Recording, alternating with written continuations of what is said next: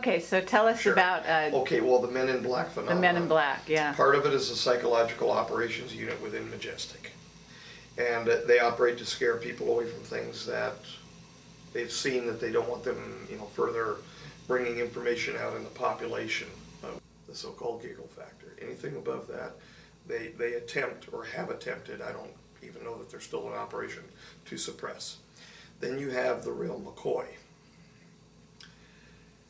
The real McCoy is not human. The real McCoy is in fact a P-45J rod. They are using, through the use of some sort of sinuous biomechanical technology, the skin of a dead human. Wow. It is a dead human. These are the ones that walk up to you and they look like they're shuffling, like they've just filled their drawers. When they speak through this technology that they have wrapping around them, they sound very bland, very monotone, and they don't belong. You can tell very quickly that they don't belong. Have you met one? I've met several of them. They were operating around my work at Sun Chase before we were moved to a different location. Yes, they're very sallow in appearance. They thought that it was an appropriate expression to sing me happy birthday one year over at, I think it was the start of 2003. It was either 03 or 04. 03, I believe it was. Yeah. And I did not like being around them, and they will not think twice but to use force on you. They will hit you. They will push you. One did me. Marcia, not that long ago, got her fill of both types. Both the psychological operations people who attempted a few years ago to scare her off over at Winchester Park. Those were human beings. They were just striking fear in her. And one actual real McCoy nib. And this thing, I actually saw it first. It wandered onto, they get confused easily. That's a good thing. Wandered onto our property at, where we're presently living. And I was walking home from her apartment at the time, and I thought a child was swinging on the swing. There's a swing set out in front of my apartment. The closer I got, I thought that it was a little older kid wearing black. Then I noticed it had a hat on. And he said, "Swing, fun." He was lost in a memory, apparently, of the person that he was wearing. And I looked at him and got very afraid inside because they carry weapons. They can be killed with weapons too. He was not supposed to be on our property. Our security did not do its real job. We're not worried about the two-legged real humans that just walk around. It's these things. So he was the size of a child, is that what you're saying? No, he was, I thought it was a child on the swing set as I was walking up. It was past dusk. It was dark out there. So he was a normal size? He was a normal size. Man, Yep. full-grown person. Yep. Yeah, he was wearing all black and a black preacher's type hat, round brimmed.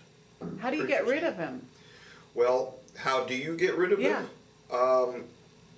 Well, it would be very good if a person could actually, well, I've got to be careful in suggesting that, because they are still human beings. They took him into, security ultimately took him into custody. Just want to be careful liability-wise of making a suggestion on how to get rid of one of them. But people could miscue and, Right. and we wouldn't want to have a problem. No, say, well, you know, Dr. Burisch said do this or that. There shouldn't be that many walking around to worry about. But, and it wasn't even sent there to deal with me. It was sent there to deal with her. And it found itself apparently lost in a memory in the swing set. And I said, good, swing to it. And inside I'm going, oh, shit. Walked in, keyed the door to my apartment, pressed the emergency button for security, hoping then that they were going to respond. Went in and told my mother-in-law what was going on. She looked out of the window and said, yep. She's been in the Majestic family all of her life. She said, yep. Then the oldest got up, looked out the window and said, that's what one looks like. It was her first experience seeing one. I said, yeah. And I said, Doris, go over here. And I unlocked something and I pulled something out for her.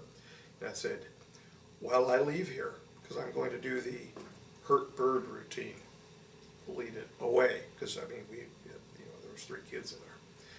I said, I don't know what its intention is. It may have a lethal intention here, and it's just presently lost.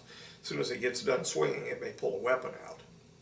I said, so if it comes near here, defend yourself and defend the kids. Meanwhile, I'm going to grab something else. Yes, I grabbed a weapon, and I'm going to try to lead it away. By the time I had the second weapon out and was armed, it was walking off already toward her apartment's direction. So I said, okay, well, I still have to get it in case it turns around, because if it knows where I went into the apartment, I have to lead it away because there are kids in here, there's little girls in here. And so I walked toward it, past it, walked clear by it, and it just continued shuffling ahead, slowly up the sidewalk, gradually toward her apartment. Got over to her apartment. I said, where in the hell is security? So we were pushing buttons over there. Nobody's responding. Got on the radio. Nobody responds. I said, you have a MIB walking toward your apartment right now. She said, a MIB? I said, an ET. I said, they are dangerous, as you're well aware, but it was her first experience with something like this. I said, come here and look. It can't possibly, and I wanted to make sure that it wasn't walking back toward my apartment where the girls were. I said, it can't possibly have reached here by now. I mean, it's walking slowly. And so she came out with me, and she went over by the wall behind a bush, and she didn't see it initially. It was hidden like in the recesses of the light as it was walking up in one of the shadowed areas, because now the lights had kicked on the exterior of the buildings, all of that. And I walked up onto the sidewalk and saw it, and I turned my back on it at that point. They don't run. So I turned my back on it and I said, you may want to be going that way to Marcy. And she said, because she's not the faint of heart female, she said, why? And then she saw it over my shoulder and laid her first eyes on an ET. And her eyes got about that big, which is the normal reaction. And she walked.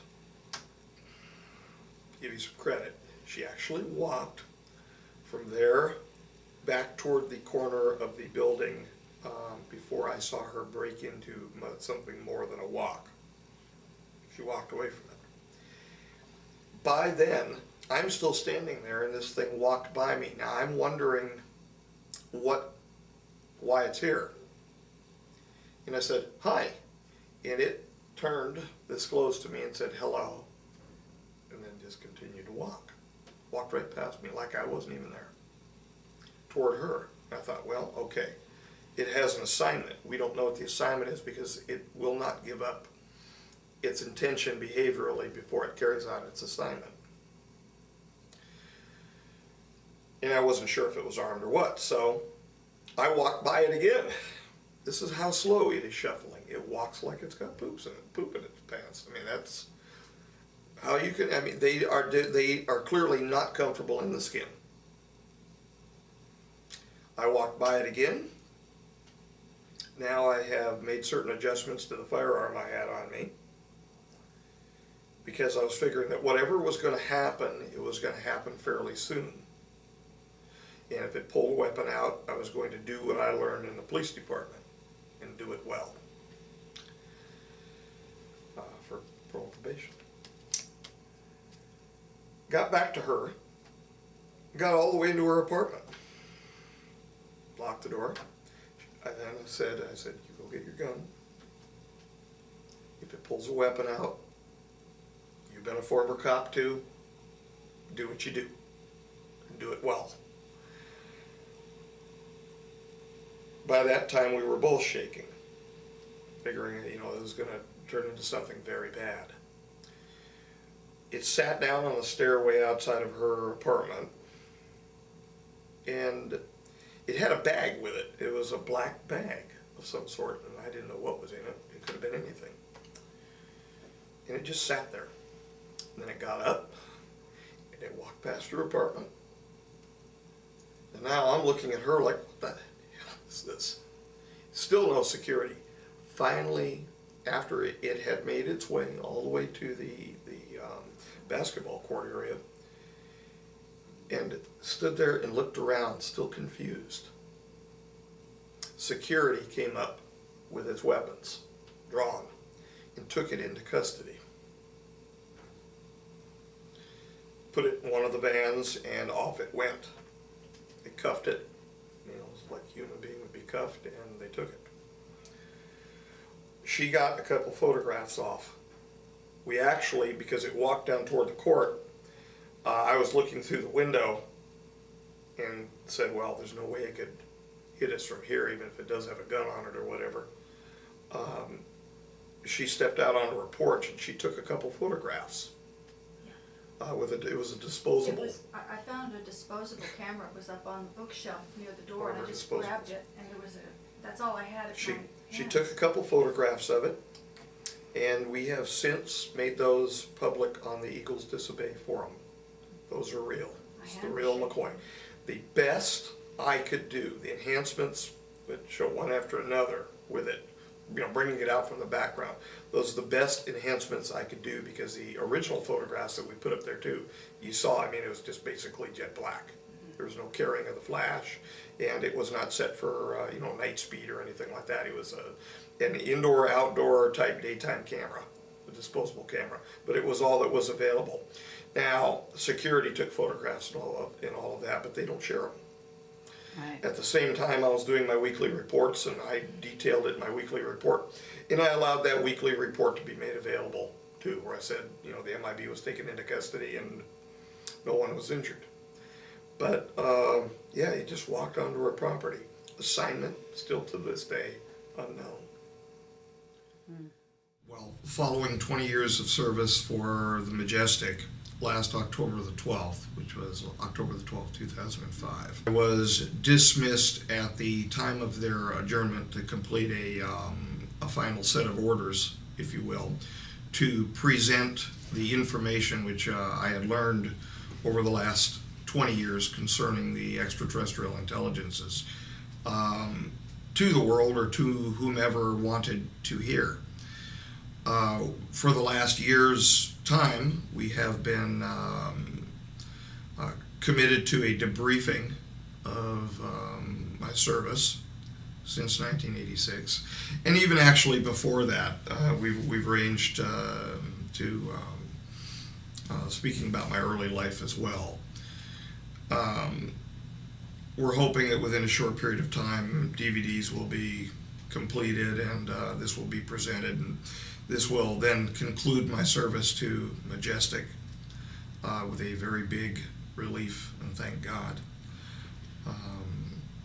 Right now, we are presently in the middle of several different projects, inclusive of which is Project Lotus, which has basically been dispatched and dismissed to me after the years of service as well.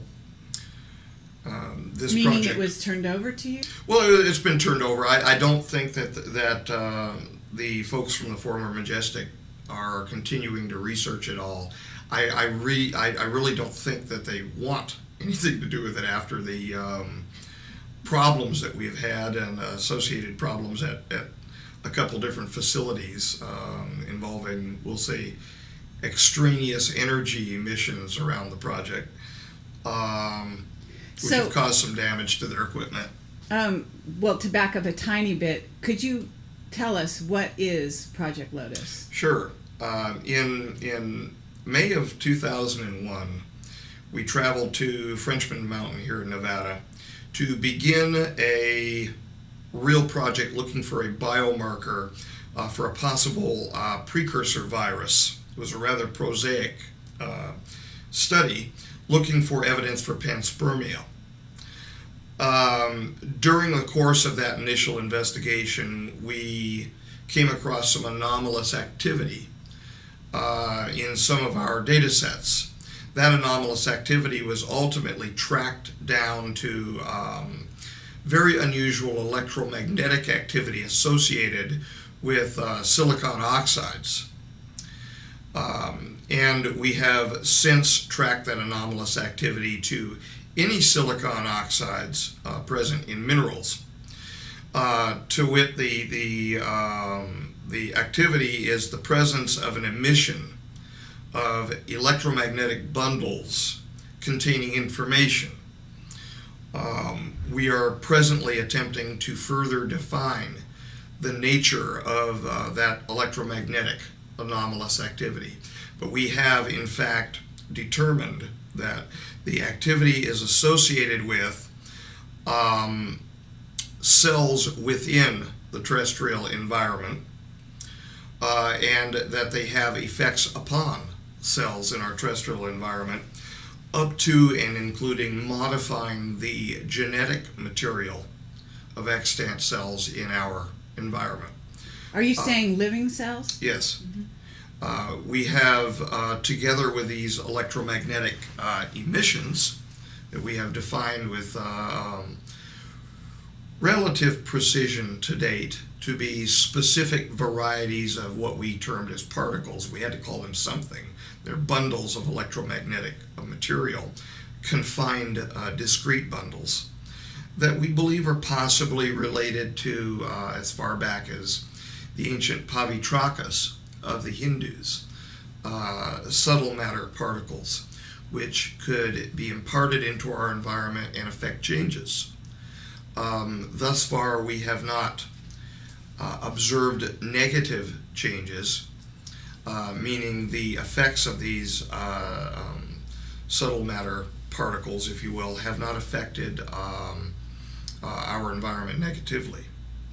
But you have had interruptions as a result of those particles. Well, we've had anomalous activity, you said. We've had anomalous thermal emissions when too much or too little energy was imparted to the silicon oxide bearing material. We have had unusual drains of batteries around the activity, and have not defined why. But there have been two phenomena associated with Lotus that have been particularly striking to me as a biologist. We've had resets of cells which have occurred, and I say resets because I'm trying not to make it sound Frankenstein-like, where there have been heat-fixed yeast cells which have been used as offered, if you will, to this phenomenon as target cells. And upon the receipt of material of these dead heat-fixed yeast cells, we've had a restart of the cells, and we have the photographic and the... So they've come back to life, is what you're saying, as a result of this. There has been Yes. I really don't even like using those terms. It's out of the book, off the edge of the pizza, so to speak. But we have had a restart of the cells in that location. However, the cells which have restarted from the dead cells are not the same cells, are not the same functioning cells as the precursor cells, the precursor yeast cells. We don't really know what they are. You mean, are you saying that the cells changed and they're functioning differently after being exposed to this energy? Yes, we started out with essentially a fungal cell, a budding yeast cell, which we heat fixed, and the result was more termed what one would normally term an animal-like cell. Really? So it actually changed it from one thing. It actually transformed it from one thing to another. It transformed it from one thing to another after imparting to it what we've come to call a template. There is an actual imparting of DNA to the cell. So we're receiving DNA essentially across some sort of an electromagnetic barrier through these what we call portals, these emissions of electromagnetic energy that then impart further discrete bundles of electromagnetism to our environment. So we're attempting to understand it. We don't understand what we are truly looking at the moment. We've not fully defined the Lotus as a system. Okay, but are the particles, are these the Ganesh particles that are coming through? We've defined three basic discrete varieties of particles that we have termed alpha, beta, and C-type particles. The A-type particles were nicknamed Ganesh particles, and that's what they are. They're nicknames. We had to call them something, so we called them Ganesh particles out of a historical deference, if you will, for the mover of obstacles, and we called the portals Shiva portals, as an opening or a changing. These are the admission or emission centers, if you will, for these Ganesh particles. And then we have still another variety of particle, which we call Selkies, and Marcia actually named them. These are C-type particles, and they basically act as almost like crossing guards, which line the periphery of an electromagnetic stream that leaves these portals, and basically act as guards or guideways surrounding the Ganesh particles, giving them a pathway to a target. Now the real question, I think, is how is the decision being made for a target? And we've identified on these Selkies what appear to be acoustic antennae. And I say appear to be acoustic antennae because changes of input into this system, acoustic changes, affect the behavior of these Selkie particles. Sound. In other words, Yes. Sound is affecting the Selkie particles, causing them to redirect the energy towards a target or away from a target? Causing them to redirect their positions, which confine an electromagnetic stream or a river, if you will, being emitted from these portals. And you know, we've wondered what the portals are. They might be micro wormholes. Okay. We don't know right now. And these are nano-sized portals? Is that No, what you said? these are microscopic sized, somewhere within the 20 to well, it'd be very transient, up to 50, but around the 10 to 20 micrometer size. And so they're observable quite readily under a compound microscope if the conditions are held constant and if they are treated delicately. They're extremely transient phenomena. In other words, you don't have a control over them. No, no. And in fact, we don't do any direct propagations anymore. The last direct propagation was done last November, and we received for the second time an anomalous growth of cells in the medium surrounding the crystal that we were using. We were using a quartz crystal because of the silicon oxide nature of the quartz crystal. And we received an anomalous growth of cells of unknown origin around the crystal. So we do not know where these cells were from. We've had that happen now twice, and we've determined that we're getting a little too good, if you will, at the science of propagating these portals, and we're possibly receiving a negative consequence as a result. In other words, those could actually be an alien life form. Indeed. Okay. Indeed, they could. Very be. interesting. They could be extraterrestrial.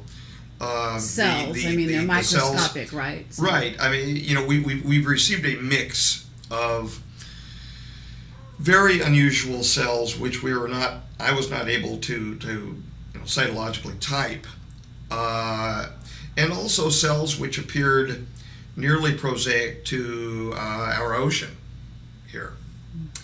Microscopic one-celled organisms, haptophytes. But they came out of nowhere. The material that we had provided to the experiment prohibited a cross-contamination, the ability for this to have been a cross-contamination. So they came from somewhere. They came from somewhere. Now, also, what we've done is a repeat of a very famous experiment called the Spallanzani experiment with beef broth, but we put a tweak on it, if you will. In the Spallanzani experiments were experiments designed to either prove or disprove the idea of spontaneous generation. And so the question is then begged, are we exhibiting spontaneous generation here? And I think that we have zero evidence that this is spontaneous generation. And allow me to explain why. The Spallanzani experiment that we repeated, we did it exactly the way the famous experiment was originally done, with beef broth that had been boiled, but we actually had it autoclaved, so that we had pressure and heat both acting on it, getting rid of all spore formers, everything that could have been present in there as a living organism. We left some open, some closed, and then we did a closed and an open experiment where we applied electricity and a silicon oxide bearing crystal to it. And in the case where we had the closed study done, we received the growth of cells in that closed study,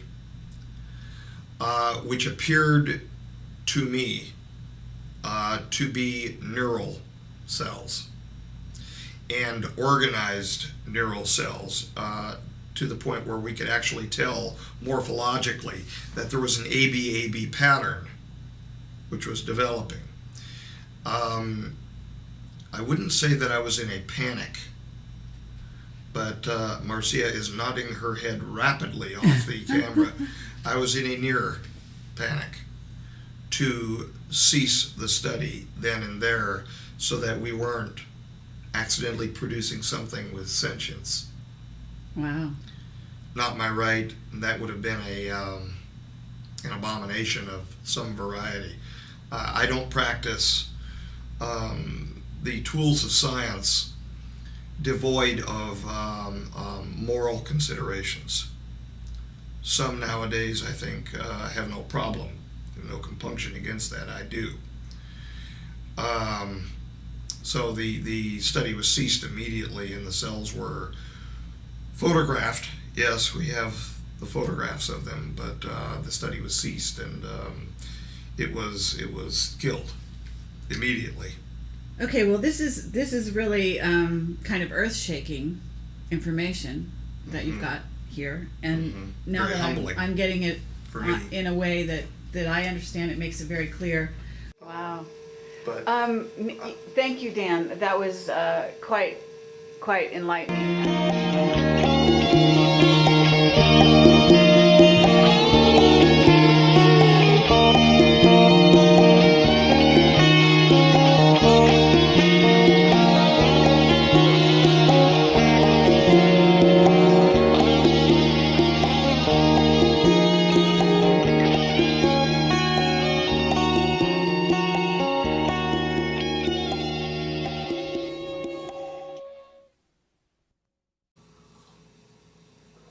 when they speak through this technology that they have wrapping around them, they sound very bland, very monotone, and they don't belong. You can tell very quickly that they don't belong. Have you met one? I've met several of them. They were operating around my work at Sun Chase before we were moved to a different location. Yes, they're very sallow in appearance. They thought that it was an appropriate expression to sing me happy birthday one year over at, I think it was the start.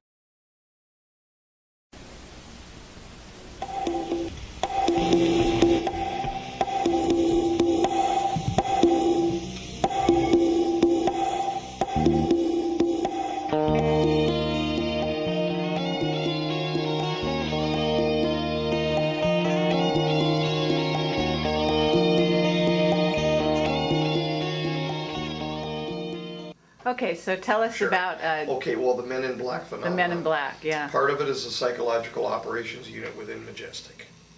And they operate to scare people away from things that they've seen that they don't want them, further bringing information out in the population of the so-called giggle factor. Anything above that, they attempt or have attempted, I don't even know that they're still in operation, to suppress.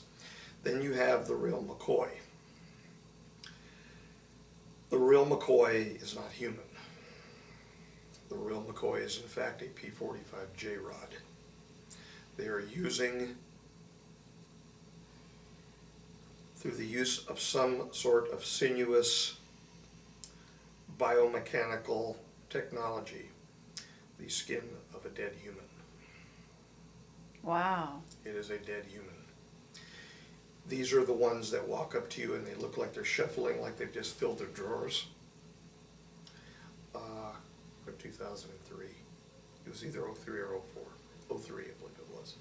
Yeah. And I did not like being around them. And they will not think twice but to use force on you. They will hit you. They will push you. One did me. Marcia, not that long ago, got her fill of both types. Both the psychological operations people who attempted a few years ago to scare her off over at Winchester Park. Those were human beings. They were just striking fear in her. And one actual real McCoy nib. And this thing, I actually saw it first. It wandered onto, they get confused easily. That's a good thing. Wandered onto our property at, where we're presently living. And I was walking home from her apartment at the time. And I thought a child was swinging on the swing. There's a swing set out in front of my apartment.